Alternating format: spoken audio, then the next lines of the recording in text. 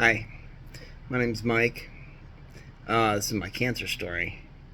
Um, August of 2000, I was diagnosed with Hodgkin's disease. Um, Found in a cancerous lymph node in my left armpit, um, about the size of one of those small basketballs that you can hold with one hand. What I felt at the time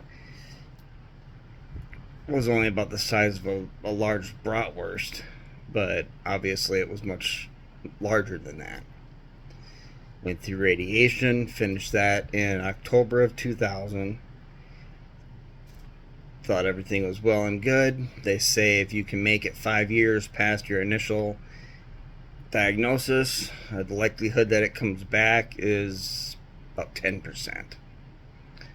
I fortunately made it 4 years and 6 months. Um, when I was diagnosed the second time, I had to have a splenectomy done. It was in my spleen. It had inflamed to about the size of 6 ping-pong balls. And so that was removed, along with a couple of other smaller, questionable lymph nodes. At that point, went through chemo. My hair used to be more of a blonde than it is now. Now it is brown. Thank you very much, chemo. That was about May of 2005. Went through the chemo. Everything seemed to be good. PET scans would show, the occasional little hot spots now and again. Nothing my oncologists were ever worried about. So we just left well enough alone. Jump ahead. October of last year, 22. I had a horrendous pain in my abdomen,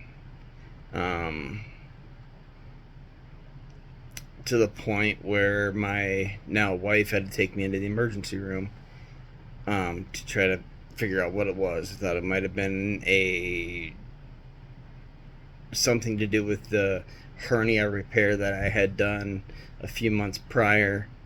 Come to find out, it had nothing to do with my hernia, and that my cancer had returned. Unfortunately, this time it was not your your normal Hodgkin's disease or even a non-Hodgkin's disease.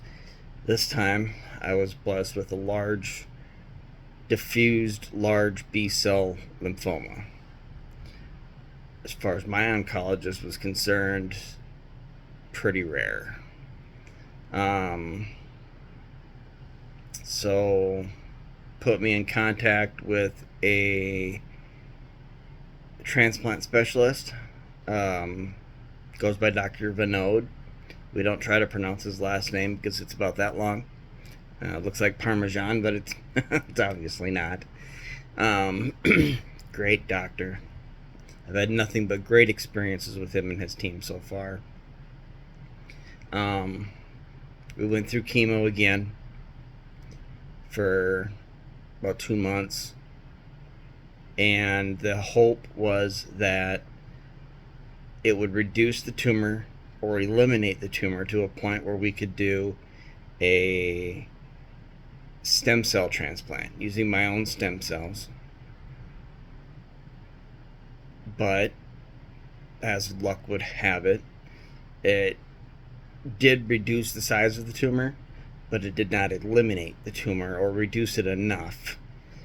So plan A was out the window.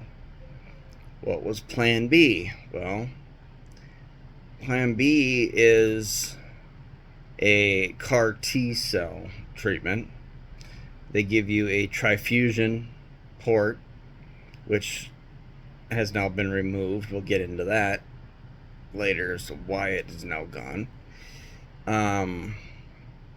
They harvest your T cells, they send it off to a lab to have them basically supersized, pumped up, and then they send them back. You go through 4 days of chemo. It's supposed to be a low dose chemo. Bullshit. The 4 day low dose chemo knocked me on my ass more than the original chemo did. Jump ahead a little while. So you can see now I'm sitting in a hospital. We are on day 3. I got my T cells back, my CAR T cells back 3 days ago. So far, so good. If you do any research into CAR T cell therapy, it is extremely intense.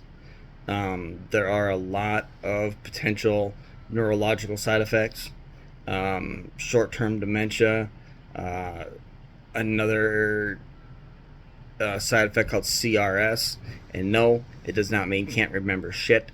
I don't remember what it is. There are other neurological issues that you can get from it.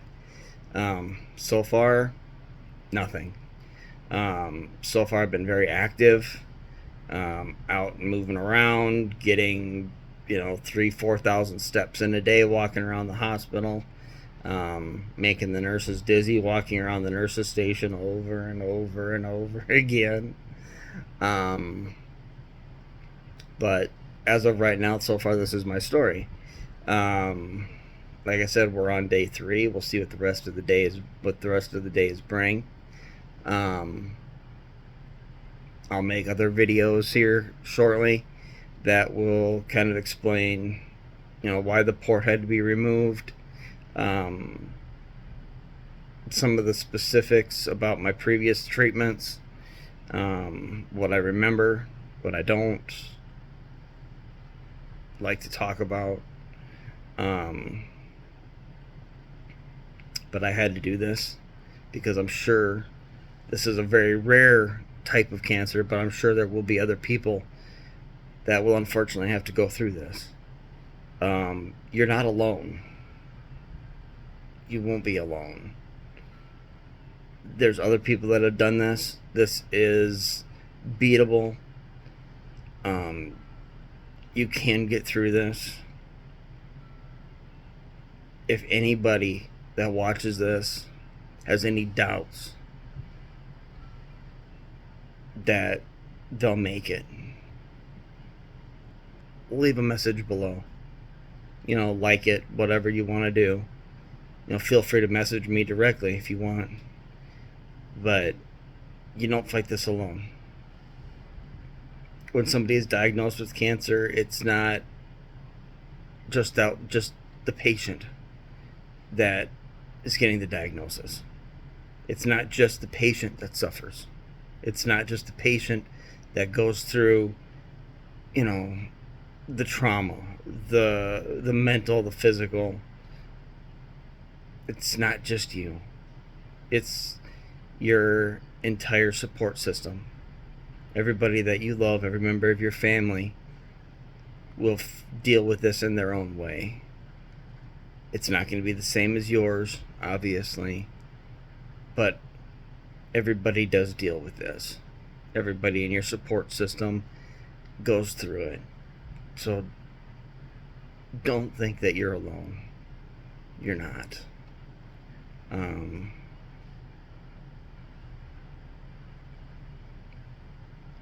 It's not an easy fight, but it is a fight that we can all win. So, like I said, I will be posting more videos here later, more specifics. If you have any questions, feel free to ask. And if you want one, let me know.